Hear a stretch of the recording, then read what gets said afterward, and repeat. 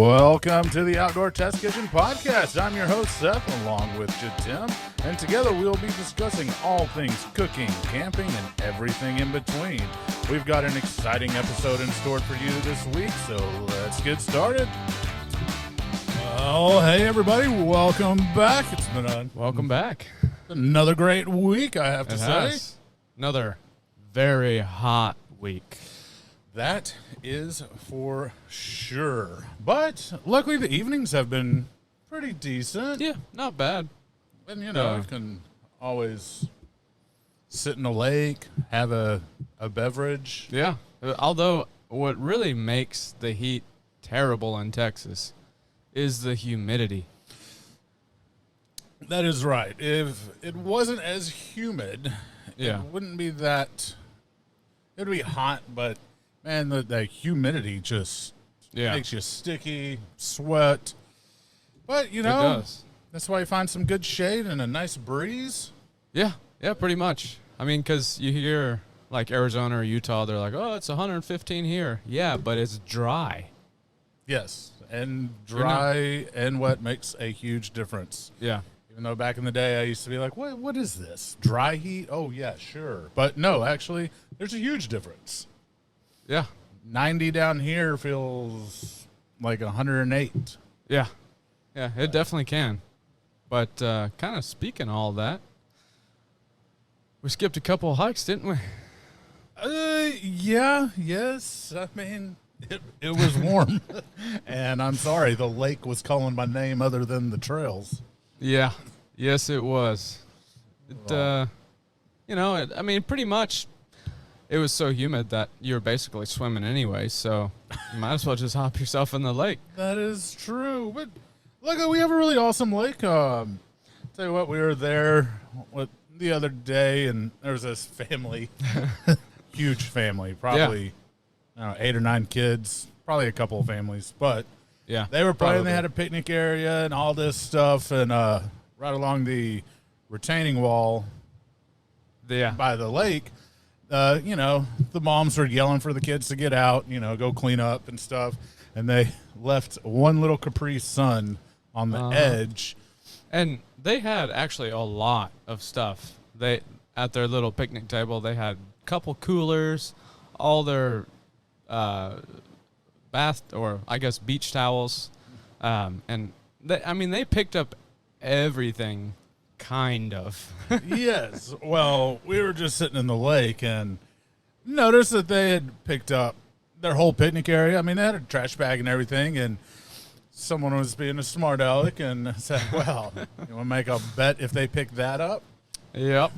And, well, we did make a bet. We did make a bet, and I lost. Yes, I did lose. I saw that they were picking up all of their stuff, and I was like, well, I bet they're going to come back and get it. And I was being cynical and said, I bet you not. Well, and there were they came back twice. Yes. To double check, but they double checked their picnic area. Yes, and I'm sure the little brother that had the Capri Sun, he did not come back to check. No. So, yes, I wanted dinner. Well, Yep. So that night I cooked dinner. Yes. Oh, I know. So that was a rarity for you. What? It was good, though. It was very good, actually. Yes, it was. But, so that was interesting to see, yet again, people leave trash at the lake. Well, I have to say, I give them a lot of credit because, yes, they did leave one piece of trash. And actually, it wasn't really trash, so it was a full Capri Sun, unopened. So maybe they were just leaving it for one of us to enjoy. Hey, you never know when you might need a Capri Sun. Yes. But they did an overall great job. It was for that big of a crew and to only leave one little piece of so-called trash. Yeah. I mean, that was impressive. And I give them complete props. They were all out there, giant crew. And they came back and they cleaned everything up. There was a lot of people. That was surprising. Right, like 2 vans. Like big old van. Yeah. I'd say probably about 12 to 14. Yeah, total people, probably. No, but it was nice seeing people enjoying the lake. That's what's awesome about it. Yeah, and yeah, it really was. And maybe, just maybe, they might have been leaving that Capri Sun for our little friends out there, raccoons.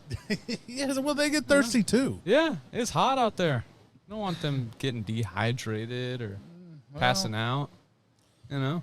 I know, but, we shouldn't feed the raccoons. Well, They yeah. can be a nuisance. That's another topic too, actually. Yes, and there's some funny stories about raccoons. They like marshmallows. Yes, they do. And, man, that actually reminds me. One time we were camping, and we're pretty good about keeping our camp secure from the raccoons when we go to bed. But this one raccoon pushed our crate, I guess, whatever you want, like a Tupperware container, out from the place where we had it sandwiched so they couldn't get into it, and then opened it, like took the little clamp thing off and got in and got all of our crap. Yes. Well, he was hungry. Yeah. And smart. But no, he did. And it was on big totes, and it had the locking sides. Mm-hmm. And yes, he pushed it out underneath everything. Yeah. To the point that we had to run a ratchet strap around it to lock it into the little shelf that we had it wedged in. And that was the first time that we've ever had an issue like that extreme. Yeah. Most of the time they've only gotten into our food maybe once before, and that was our own fault. Yeah, that was pre all the all the extra ratchet straps and everything like that. But before we know it, they're probably going to be able to undo ratchet straps. Oh, yes, I'm sure. We're going to have to get a lock and key to keep those critters out. Yeah. That'd be a funny little animation if you did like little raccoon competitions where they see how fast they can break into people's food. that would be really funny. Yes, and we also went out to the Texas Freshwater Fisheries. Oh, yes. It's located in Athens, Texas. It's a really cool facility. Mm-hmm. Right off of Lake Athens. Yeah, and it's where basically they, I guess, farm. There's a fish farm. Yeah, pretty much. But they specialize in bass and another species. I can't remember off the top of my head. But, but they have cool exhibits. They've kind of an aquarium of freshwater fish. Yeah. That you can walk outside. They had a couple of alligators in a little enclosure. Mm-hmm. It's a big old catfish.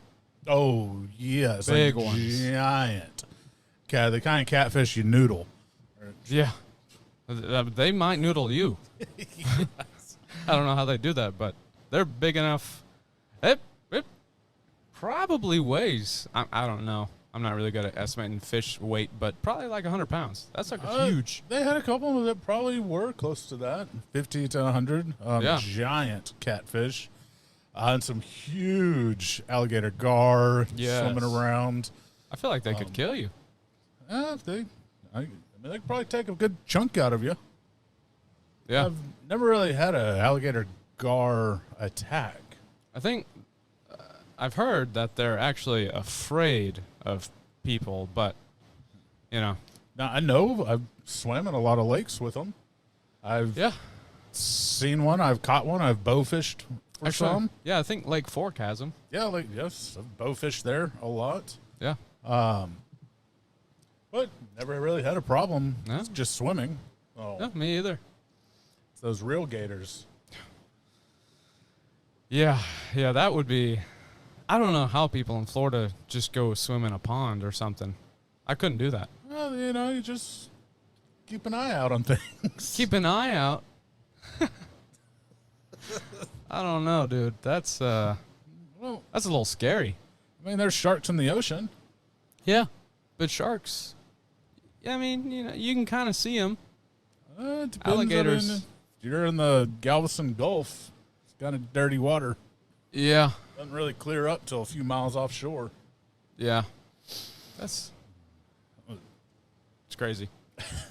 So, but the fisheries also has a really cool indoor exhibits too. You can go in and kind of the history of fishing and have a bunch of lures and stuff. And it's almost like an aquarium trail, like indoors. You kind of walk down. They've got all kinds of different fish tanks and stuff.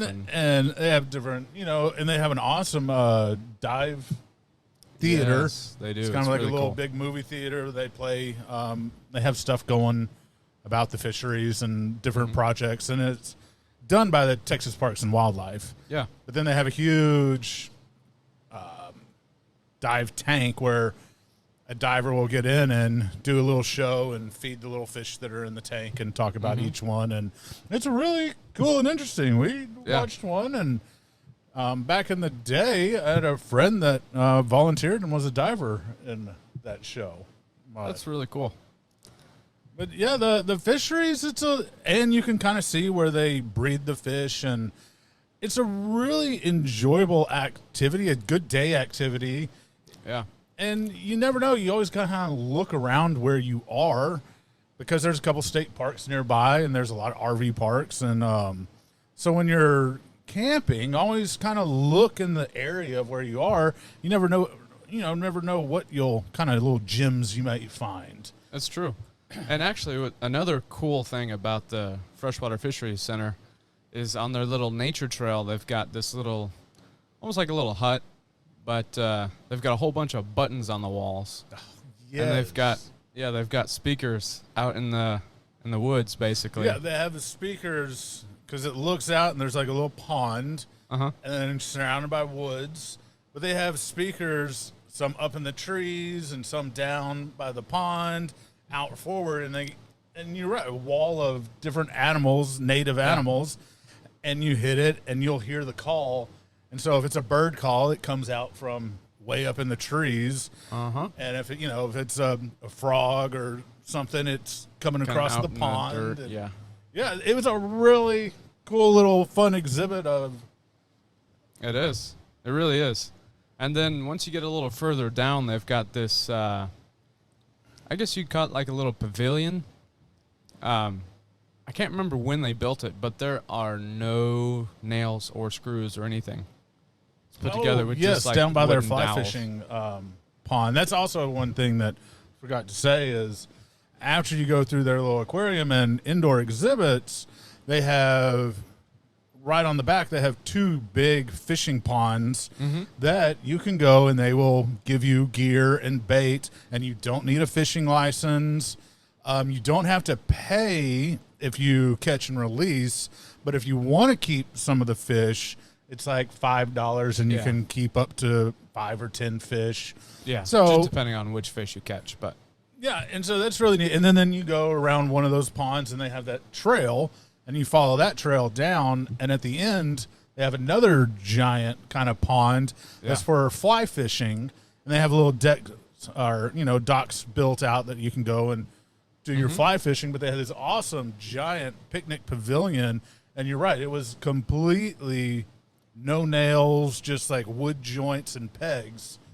And it was very impressive. it is. It's very impressive. It's kind of crazy to see how we used to build things and the fact that they're still standing versus how we're building stuff now. That and will crumble. And 5-10 years later, it's like, whoa, how old is that? Well, and you also got to think that the wood harvested back then was much denser because nowadays we harvest so much wood. We have such a high demand of it that we're turning around every 25 years cutting timber. That's true. So it's if you look at old wood, you can tell the different density and the rings of it because it actually lived a lot longer before they harvested. So those rings compress a lot more, and so you got denser wood. When you cut down a fresh tree that's only a couple years old, you've got 2 to 5 rings per 2x4. Yeah. And it shows. It does. But that pavilion's cool. And it's really cool that they have picnic areas for you. So if you were wanting to go, you can bring your nice picnic, and you can go fish for the day. They also have another picnic pavilion, kind of halfway point of the trail. And also they do like these little tram tours around the whole hatchery, because the hatchery, you know, probably about 20 acres, and there's all these different ponds for the different stages of the fish's life before they release them into the wild. And you can take a tram tour, and they'll show you all the hatchery, the kind of behind the scenes, I guess. And kind of describe to you the whole process and how they do it, how it works. And then they drop you off at the end of that trail, and you're going to walk all the way back through the wetlands. And it was a really cool experience. And, you know, and cost-wise, it's like $5 a person. But, you know, the money goes towards the fishery. And if you are in Texas, or you're just have a Texas State Park Pass, it's a half off. So it's like $2.50 a person with your park pass. So again, I know we talked about park passes not too long ago. They're worth it. You get good discounts at places. They are, especially in Texas. Texas park passes, you pay them off very quickly. Yeah, it's $70 a year. In fact, I think we have to renew ours at the end of this month. So that will definitely be happening, because by the first month it's paid for itself. I mean, pretty much this single year we've probably paid for 2 or 3 passes. Oh, yes. Plus the camping discounts and everything. Yeah, exactly. If you want to learn about them, you can listen to, I think that's one of our first episodes. Yeah. You can find it. Yeah, and, actually, I think it was our first episode. Yes, it was. And we'll go over a lot of different the park passes and everything for the different states. And there's a great article we reference. So, yeah, check that out. Yeah. But, yeah, so the fisheries, all in all, it was quite an enjoyable time. Sorry, I just remembered another thing. They have the game warden museum. Oh, yes, that's right.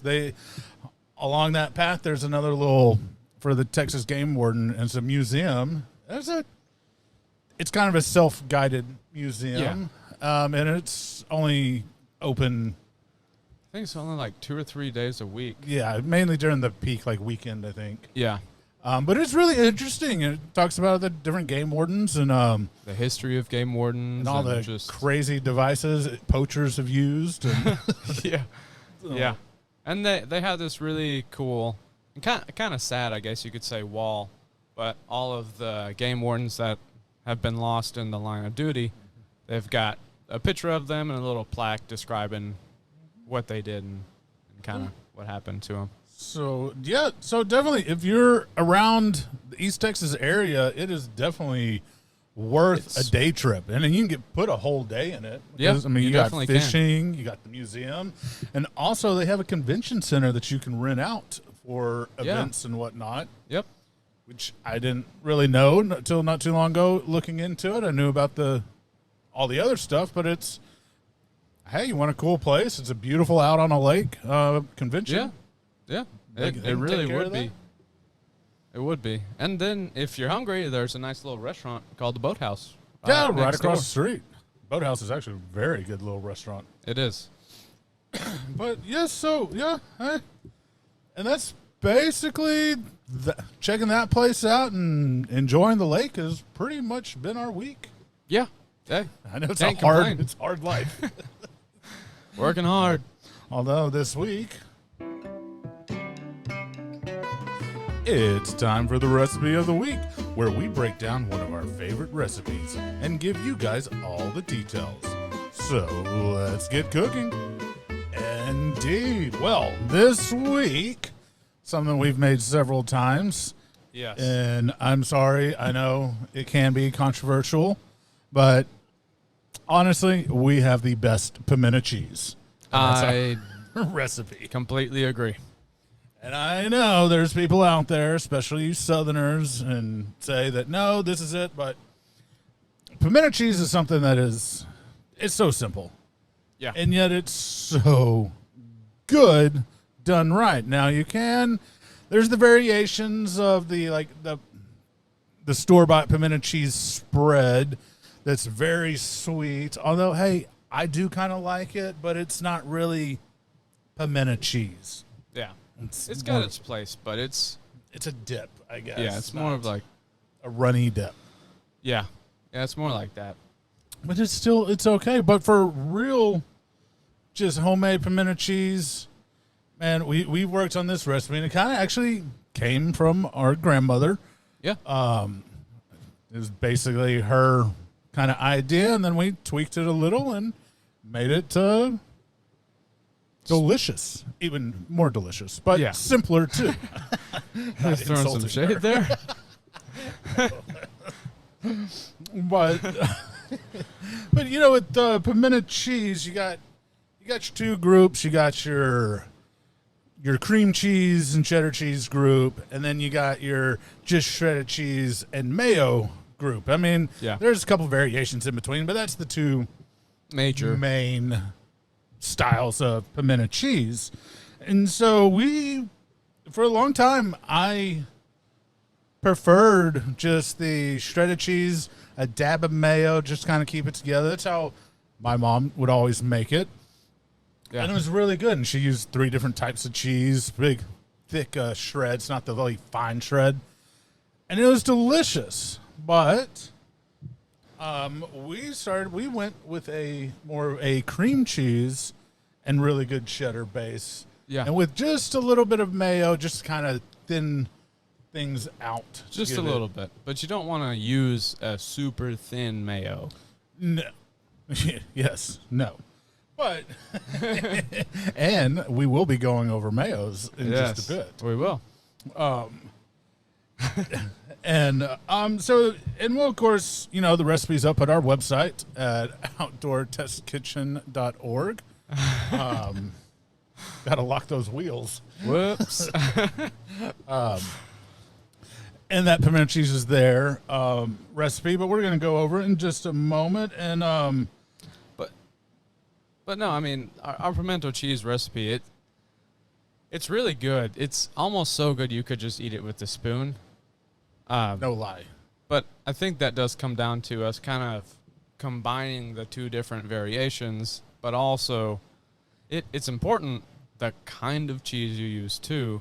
Yes. You really don't want to use like bagged shredded cheese. Yes, because it has an anti-caking powder on it. And just really honestly, the only time you need to use pre-shredded cheese, if you're topping tacos or something, garnish. Yeah. You don't want to use it to melt. You don't want it to use it in really anything that you need to combine it, because you got that anti-caking agent that can get gritty when melted. That's why when you make mac and cheese, you don't want to use pre-bought shredded cheese. I mean, truly, in general, I guess we can just kind of say how it is. The only time you buy shredded cheese that's like pre-shredded cheese is when you want to be lazy.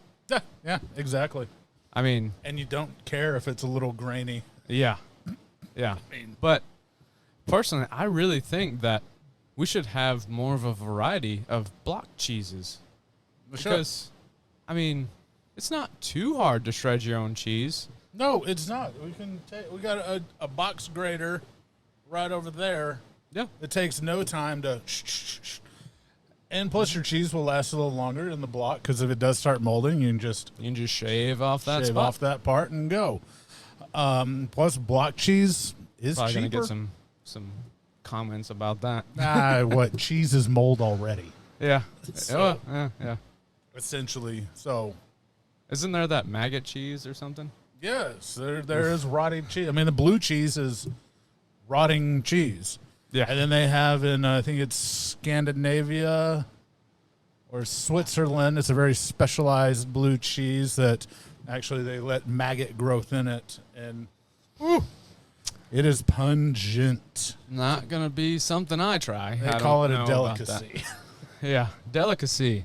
Interesting term to I use. would not be making pimento cheese with it, that's for sure. Yes. Why is my pimento cheese moving? It's just added protein. Yeah. So now that we've disgusted you from eating cheese, we're going to talk about more cheese. And pimento cheese is such a great something just to have on hand. Yeah. you just need some crackers and a little quick snack. Put it on celery stick for a little snack. Of course, pimento cheese sandwiches. It's just, and if you have guests over, it's such a quick, easy something you can have to have a little hors d'oeuvres or appetizer. If you're out at your campsite, it's the fastest thing. If you're fumbling with the grill and getting that, everybody's a little hungry. Hey, here's a little tray of pimento cheese and crackers. You guys have at it. Yeah. And it's so easy to either do it there or just have it on hand with you. Yeah. I mean, it doesn't take really too long to throw it together. No, it really, I mean, it's just putting the longest time is shredding it. Shredding it and probably letting your cream cheese come to temp. Well, and that's an important thing. You don't really want to use the block cream cheese. You want to use the cream cheese spread or the cream cheese whipped so that it is, even at cold temperatures, it's easily manipulated or, stirred in. You don't have to have like block cream cheese where you need to let it get soft. Yeah. It's already kind of soft. Which I guess you could whip your own cream cheese, couldn't you? I mean, you could if you want to go to that. Go through all that extremes. But, I mean, when they have the exact amount right next to the block and it's the exact same price, it's kind of, and the same product. Yeah. Yeah. Let's have at it. Yeah, hey, it's worth a try, I guess. And then pimento cheese isn't just for sandwiches and stuff. I mean, last week when we had our little confusion of sandwiches, one of the best pimento cheese sandwiches is a grilled pimento cheese with bacon and thinly sliced apples, and then just a little bit of pepper jelly on it.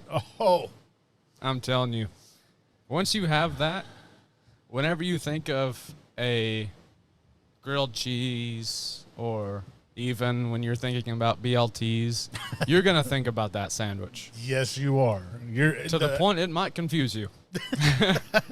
That's very true. Also, I mean, we've done mac and cheese. We've had a pimento cheese base and made, a white sauce and then added that in to make the mac and cheese. You could do it.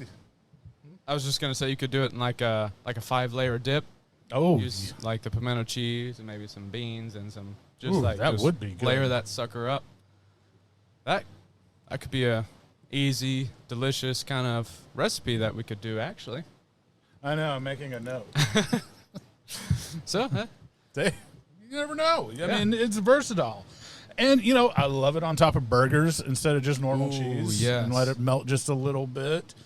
You could put it in meatloaf. Oh, yes. We've done that. Yep. Yes, I totally forgot about that. We did a meatloaf, pimento cheese stuffed meatloaf. We've actually done a lot with meatloafs. But that's another day. That's a whole another, that's several episodes right there. Yeah, it is. Our meatloaf burger. Oh. Don't worry, guys. We'll share that recipe. But not now. Yeah, not right now. And there's a cool, these pistolets. It's a nice little appetizer. You take this small little kind of hard, crunchy French rolls, cut a little tip off, hollow it out, mix your pimento cheese with some crawfish and whatnot, stuff it back in the bread, take some toothpicks, put the lid back on, and then you can just bake it 350 for 10, 15 minutes, and it's really ooey gooey and delicious. Or if you have a deep fryer, just throw it in the deep fryer and fry it for 5 minutes. Talk about some cheese bread. That is, we used to do that at one of the Cajun restaurants we were running way back in the day. We didn't use the pimento cheese exactly. We used a different kind of cheese filling, but using our pimento cheese, it takes it from here to here, probably over here. Yeah, off the screen. But I know we're all waiting, but to go through how easy the pimento cheese recipe is, it's 7 ingredients. That's it. And like you said, the key is using a good, sharp cheddar cheese. You want the sharpness to go with all the other flavors of the cream cheese, the jalapeno relish, but we'll get into that. So you want 8 ounces of a good, sharp cheddar cheese, and then just grade that. 8 ounces of a whipped cream cheese or the cream cheese spread. You don't want the block, otherwise you do need it to come up to, kind of a room temperature to work with. And don't get a flavored one. A what? A flavored cream cheese. Don't do that. No, just good old-fashioned plain cream cheese. And then a sweet jalapeno relish. Which you could use our green sauce. You can. We have a recipe on the website. It's our green sauce. It's basically jalapenos and sugar just blended up. You could definitely use that. I'm actually looking at the empty jar right now of the relish that someone ate, so I can't make any more cream cheese or pimento cheese. I might have been eating it with some crackers. Yeah, just not the pimento cheese, just the jalapeno relish. Oh, yeah, just the jalapeno relish. I really like spicy food. And so just a tablespoon of that kind of relish, a half a cup of salted pecans, and you want to just go and give them a rough chop. And you can find those usually, I know a lot of the pecans usually go to the baking section, but we found these salted pecans, and it's usually by the beef jerky and like peanuts and mixed nuts. Yeah. And they're great to use. One, they're just delicious to snack on. They really were very good. They are kind of the key ingredient in this, because I made it the other day and I was kind of snagging. I was like, there's something really missing here. And then I look, I forgot the pecans. And so I had to add them. I'm like, wow. Our own recipe, and we forgot. It happens. Well, because we keep it on hand all the time, and I just start making it. And then, of course, the pimentos. And we just use a 4-ounce jar. I know a lot of times people, they have them in like 1-ounce jars. We like the pimentos in there, basically. Or if you find roasted red peppers in a jar, you can dice those up and use those instead of the actual pimentos. But use the 4-ounce jar of them. I mean, what is this called? Pimento cheese. Exactly. Because I know some people just put a little like 1 ounce and like, what? Where are the pimentos? And then we use a garlic salt, not garlic powder or anything, just a good, we have a good organic garlic salt. Yeah, that'll do. And if you want to make your own, you can. I tried it, grinding it up with some smoked salt and the freeze-dried garlic, kind of a 1-to-1 ratio. And it turned out pretty good, but, to keep things simple, just have a good garlic salt, and that's a teaspoon of that. Mm-hmm. And then your mayonnaise. And all you need is about 1 tablespoon. Yeah. And that's it. If you like if it's a little thick, but every time we've made it, I've just used 1 tablespoon every single time. And it's come out perfect. And it adds a little bit of the mayonnaise flavor to calm down some of the other ingredients. Yep. But, guys, that's it. Cheese. Cream cheese, jalapeno relish, pecans, pimentos, garlic salt, and mayo. Sometimes the simplest recipes are the best. Yeah. And one of the best things about recipes is you can make little adjustments to make it yours, right? So with the mayo, if you like it a little more runny, you can add more mayo. The garlic salt, you can make your own garlic salt. You could use, like we did, the smoked salt with some garlic, so you get a little smoky aspect in there. You can really just kind of make little minor adjustments and I tell you what, and guys, but the one thing again, you want a good sharp cheddar cheese. Now we've made it with store brand sharp cheddar cheese, and it's good. And we've made it with fancy, expensive sharp cheddar cheese, the Cracker Barrel sharp cheddar.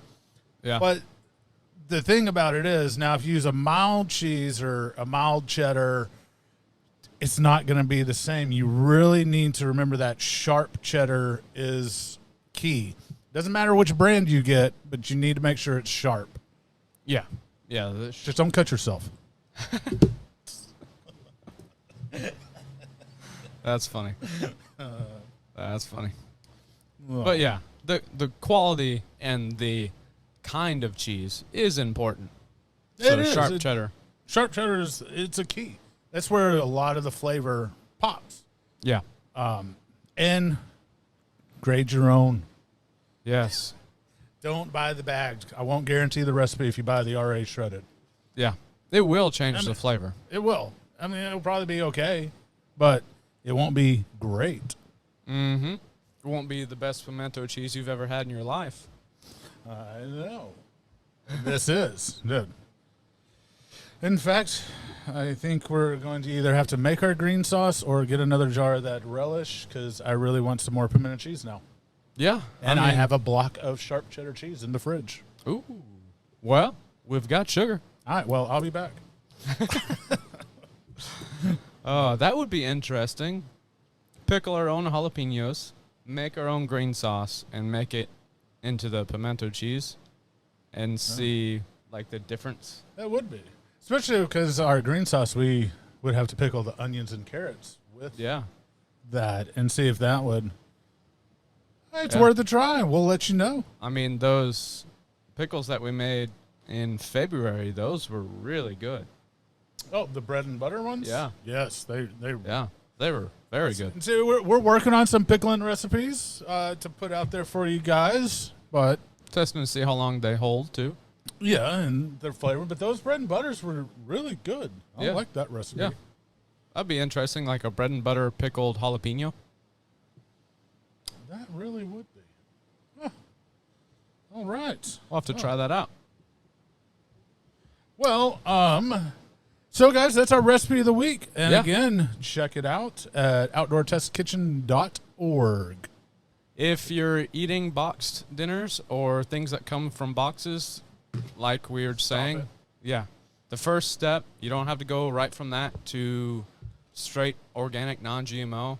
First step is just getting away from that extra processed. So Great Value, mayo, that's at least a first step. Hey, yes, guys, and that's, I guess, that's it for today. That's it, folks. And again, thank you guys for tuning in. And remember to like, subscribe, and comment. You got questions? You want to yell at us for saying something? Come on. Do it.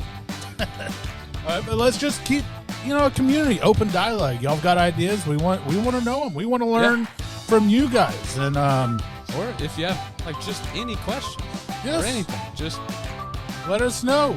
You can reach us in comments, or you can go to our website, outdoortestkitchen.org, and there's a contact page, and it'll come directly to our email. And there's also great recipes on there under the recipe tab. And pimento cheese is up. I know I'm not a great web designer, but we're getting things on there daily, not weekly. So just remember, check it out. And like always, guys, have a great week. And we will see you next week. So remember, keep camping and keep cooking. Yeah.